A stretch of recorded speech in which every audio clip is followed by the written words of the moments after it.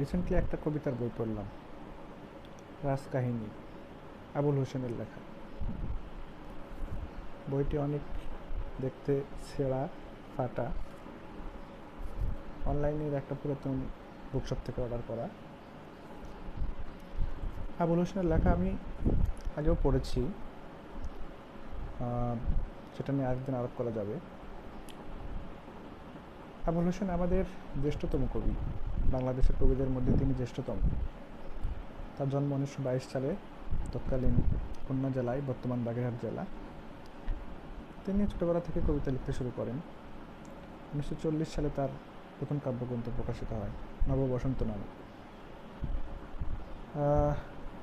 তার কবিতার বইয়ের নামকরণগুলো অর্থবহ এবং সুন্দর। নববসন্ত নামকরণে সম্ভবত একটা মিনিং তিনি রেখেছিলেন, এ কারণেই যে তখন রবীন্দ্র সাহিত্য থেকে কেউ বের হয়ে আসতে পারছিল না। আমরা জানি যে পঞ্চপাণ্ডবগণ, জীবনানন্দ দাশ, বিষ্ণু দে, বুদ্ধদেব বসু, সুধীন দত্ত এবং অমিয় চক্রবর্তী, তারা রবীন্দ্র বলয় থেকে বের হয়ে আসতে চাচ্ছিলেন এবং তারা অনেকটা সফল হয়েছে। আমাদের কবি আবুল হোসেন, তিনিও এদেরই পথ ধরে রবীন্দ্র বলয় থেকে বের হয়ে এসে আধুনিক গদ্য কবিতায় লেখায় মনোনিবেশ করেছিলেন। তিনি বাংলায় সমিল গদ্য ছন্দের সফল প্রয়োগ করেন তার প্রথম বই নববসন্তেই। নববসন্ত নামটির দ্বারা তিনি সম্ভবত সেদিকে ইঙ্গিত করতে চাচ্ছিলেন যে বাংলা সাহিত্যের একটা নতুন দিগন্ত তিনি উন্মোচন করতে চান। তিনি নববসন্তকে তার একটা গুরুত্বপূর্ণ কাজ বলে মনে করতেন। সেই বইয়ের বেশ কিছু কবিতা তৎকালীন সাহিত্য সমাজে খুব প্রশংসিত হয়েছিল, যেমন ডিএইচ রেলওয়ে, ডাইনামো, বাংলার মেয়ে। বিশেষ করে বাংলার মেয়ে কবিতা, যেটা সমিল গদ্য ছন্দে লেখা, সেটাকেও তিনি তার একটা গুরুত্বপূর্ণ সৃষ্টি মনে করতেন।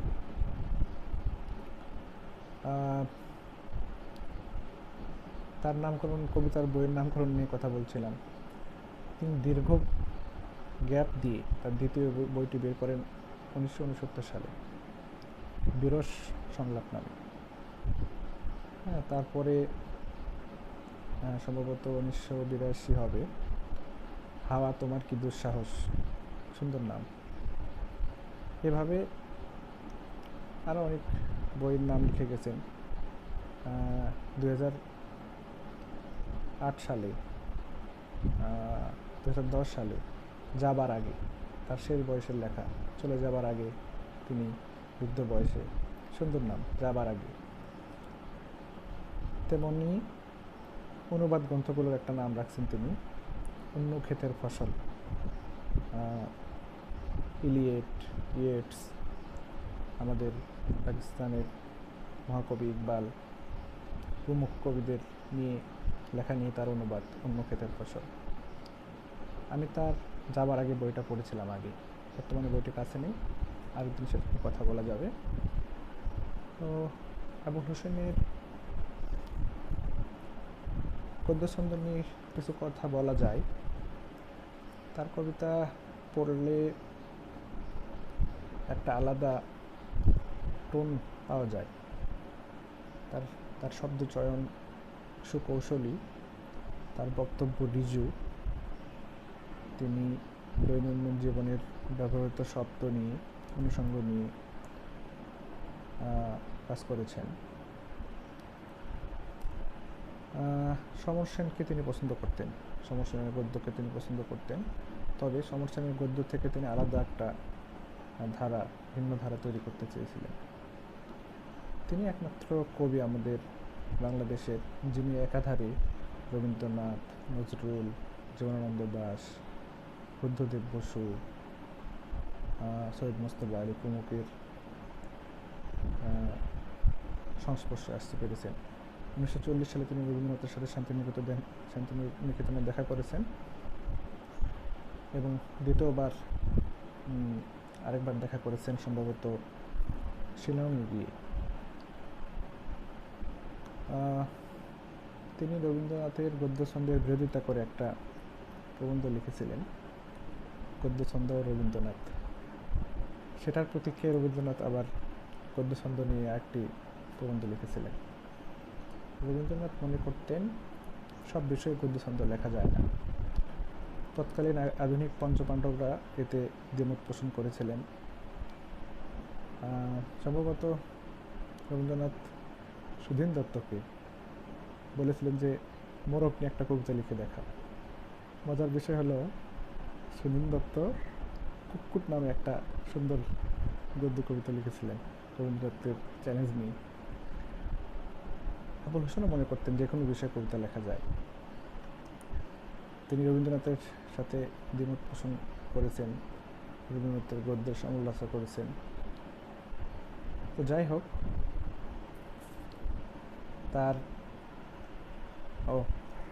আরেকটা কথা বলা যায়, আমরা জানি যে তিনি অনেক খুঁতখুঁতে স্বভাবের ছিলেন। শোনা যায় তিনি একটা কবিতা অনেকবার কাটা ছাড়া করতেন, তার পছন্দ না হলে ছেড়ে ফেলতেন। তিনি অনেক কবিতা পত্রিকায় সাময়িকীতে ছেপেছেন, পরবর্তীতে সেগুলো সংরক্ষণ করেননি, ছেড়ে ফেলেছেন অথবা হারিয়ে ফেলেছেন স্বেচ্ছায়, অথবা এক কবিতা দীর্ঘদিন ধরে তিনি এডিট করেছেন। এই বইয়ের অনেক কবিতায় তৎকালীন, এই বইটি 2004 সালে প্রকাশিত হয়। তার আগে বিভিন্ন সাময়িকীতে পত্রিকায় তার এই কবিতা প্রকাশিত হয়েছিল, কিন্তু এই বইয়ে সেসব কবিতার একটু ভিন্ন পাঠও পাওয়া যায়। এতে বোঝা যায় তিনি পরবর্তীতে একই কবিতায় বিভিন্ন সময় এডিট করতেন। তার গদ্য কবিতা আসলে সুপাঠ্য, পড়তে গেলে সুন্দর লাগে। রাজকাহিনী 2004 সালে প্রকাশিত আগামী প্রকাশনী থেকে। আমরা জানি আগামী প্রকাশনী প্রকাশক ওসমান গনি, অনেক ভালো ভালো বইয়ের প্রকাশক তিনি। ফ্লাপে যে ছবিটা দেয়া আছে, এই ছবিটা নাসির আলী মামুনের তোলা। সূচিপত্র দেখতে পারেন, 31টি কবিতা আছে এখানে।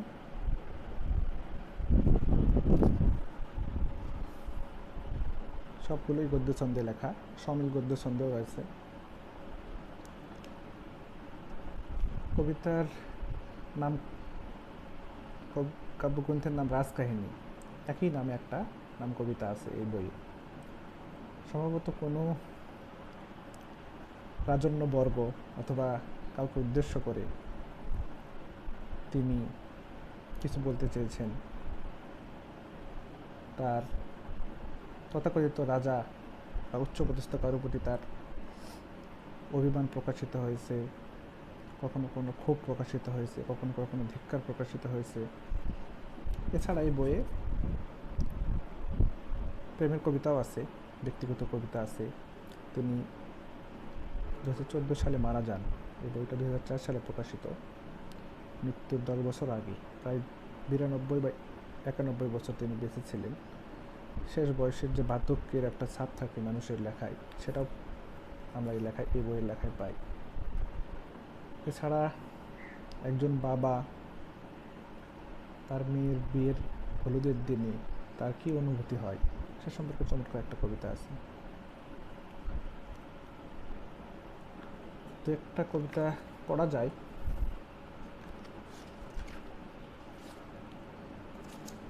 প্রেমের কবিতা দিয়ে শুরু করি। একটা প্রেমের কবিতাই বলা যায় দৃষ্টিযোগ্য।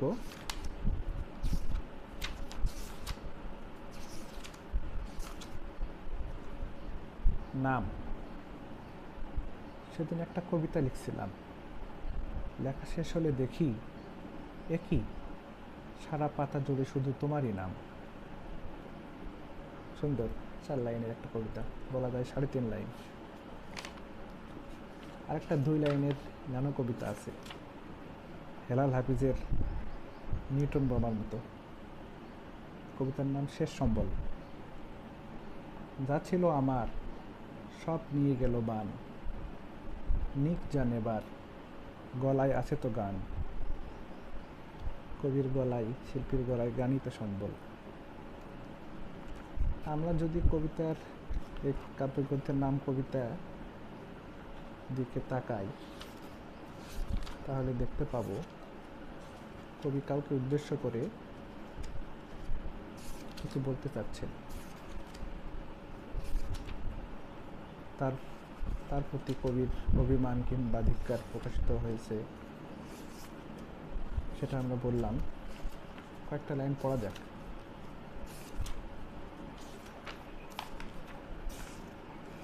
রাজকাহিনী। মহারাজ, তুমি কি ভাবছো আমি জানি। পৃথিবীটা তোমার সাম্রাজ্য, তোমার একার একচ্ছত্র সম্পত্তি। আর যে যেখানে আছে সবই তোমার খাতক কিংবা প্রজা। শুধু ভোগ দখলই নয়, আসল মাথা ব্যথা খবরদারি। বাঘ ও গরুকে পানি খাওয়ানো এক ঘাটে, বিষয়টা এমনই সোজা। তুমি ভাবছো তুমি প্রথম, তোমার আগে আর কেউ এমন হয়নি, এমন দখলও পায়নি। ভাবাই স্বাভাবিক, তোমার বাপ দাদারা কেউ তো রাজা ছিল না। পৈতৃক সম্পত্তি নয়, যা করেছ নিজের গায়ের জোরেই।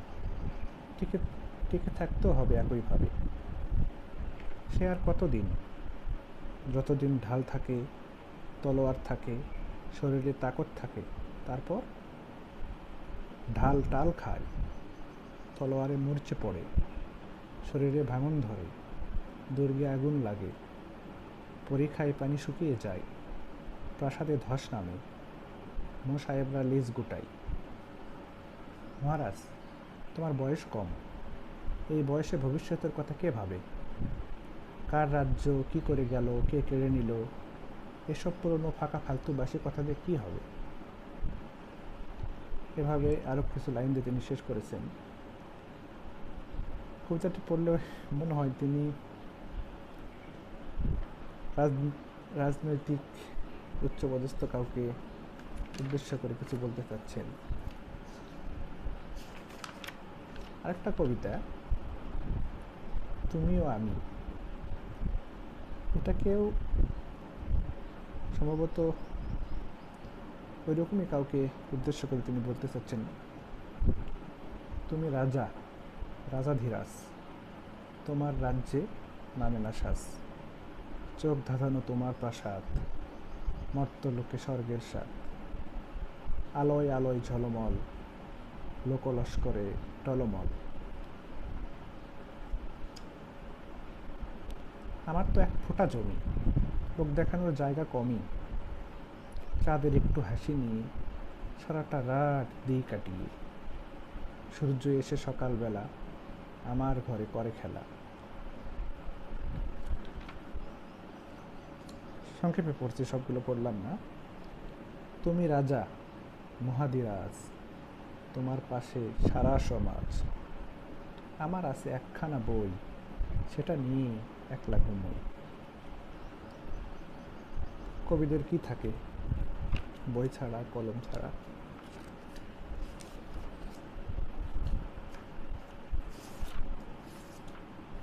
একটা কবিতা,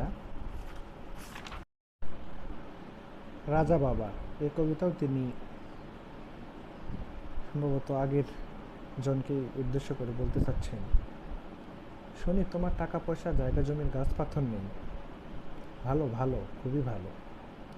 তোমার টাকা তোমারই থাক, চাই না তার একটুকু ভাগ। তোমার জমি বাড়ি গাড়ি নিয়ে তুমি সুখে থাকো। সমাজের অধপতনে কবি আবুল হোসেন মর্মাহত ছিলেন। তারা ফিরে আসে কবিতায়, সেই আশাহত হওয়ার ইঙ্গিত আমরা পাই। তিনি বলছেন, আবার আবার সেই শব্দ শুনি আজ, কটমট পায়ের আওয়াজ, গনগনে শিশের শা শা, হাওয়ার হা হা, বারুদের গন্ধ ভেসে আসে পেড়া দেওয়া চারপাশে। সেই জিভে লালা ঝরা, চোখে মুখে আগুন ছড়িয়ে পড়া। বাণিজ্যের ঠোঙ্গা হাটে ঢুকেছিল যে হাবাতে, লুটেরা এশিয়া আফ্রিকায় মশলা সোনা হিরে আর ফসলের জমির আশায় তারা ফিরে আসে। আর এক লেবাসে আমরা বুঝতে পারছি তিনি ইঙ্গিত করছেন ইউরোপিয়ানরা উপনিবেশিকদের শাসন ব্যবস্থা চালু করে এই উপমহাদেশকে শোষণ করে নিয়ে গেছে। সেটা হয়তো এখন নেই, কিন্তু তেমনই শোষণ সমাজে এখনও প্রচলিত আছে, ভিন্ন ধারায় ভিন্ন আঙ্গিকে। তিনি সেটাই বলতে চাচ্ছেন। তিনি আশাহত হয়েছেন, স্বপ্নভঙ্গ হয়েছে তার, তবে তিনি স্বপ্ন দেখতেও ভালোবাসেন। তিনি আশা করছেন হয়তো কেউ তার স্বপ্ন পূরণে এগিয়ে আসবে। সমাজের এমন কোনো শ্রেণী তার স্বপ্ন পূরণে এগিয়ে আসবে, তিনি এটা আশাবাদ ব্যক্ত করেন। তিনি স্বপ্নগুলো ফিরে আসবে কি কবিতায় সংশয় প্রকাশ করেছেন যে তার স্বপ্নগুলো কি আসলে সত্য হবে। তিনি যে শৈশবে স্বপ্ন দেখেছিলেন সেগুলো তো হয়নি আসলে। স্বপ্নগুলো ফিরে আসবে কি? তরুণ বয়সে একদিন বলেছিলাম আমাদের স্বপ্নগুলো আর উঠতে পারছে না, ডানা ভেঙে মুখ থুবড়ে মাটিতে পড়ে আছে। বস্তা বস্তা স্বপ্ন ঘরে ঘরে বন্দরে বন্দরে পচে গলে যাচ্ছে। আর এই সেদিন আমার মনে হলো, না, আমাদের স্বপ্ন ভেঙে যায়নি, আমরা স্বপ্ন দেখতে ভুলে গেছি, আমাদের স্বপ্ন হারিয়ে গেছে। স্বপ্ন কী করে হারিয়ে যায়? ঘুম না আসার রাতে তারা ভিতরে ঢুকতে পারে না। কেউ কি আমাদের একটু সময় করে দেবে না, যাতে আমরা রাতে খানিকটা ঘুমোতে পারি আর স্বপ্নগুলো ফিরে আসতে থাকে? তিনি আশাবাদ ব্যক্ত করছেন সমাজের কেউ এগিয়ে আসবেন। তিনি যে স্বপ্নগুলো দেখেছিলেন সেই স্বপ্নগুলো পূরণে তারা কাজ করে যাবেন। আবুল হোসেন আমাদের জ্যেষ্ঠতম কবি বলেছি, তিনি সরকারি আমলা ছিলেন, দীর্ঘদিন যুগ্ম সচিব হিসেবে কাজ করেছেন, সরকারের বিভিন্ন উচ্চপদস্থ পদে বিভিন্ন দেশ ভ্রমণ করেছেন। তার শেষ বয়সের লেখা রাজকাহিনী কবিতা পড়তে ভালো লাগলো, আপনারা পড়তে পারেন, রকমারিতে হয়তো পেয়ে যাবেন। তার কিছু বই, এই বই পড়ে তার অন্যান্য বই পড়ার ইচ্ছা হচ্ছে। বিশেষ করে বসন্ত পড়া হয়নি। হাওয়া তোমার কি দুঃসাহস, নামটা সুন্দর লাগে, এটা পড়তে চাই। অন্য ক্ষেতের ফসল, তার অনুবাদ কবিতাগুলো পড়তে চাই। সে পর্যন্ত সবাই ভালো থাকুন, আবার একদিন কথা হবে অন্য কোনো বই নিয়ে।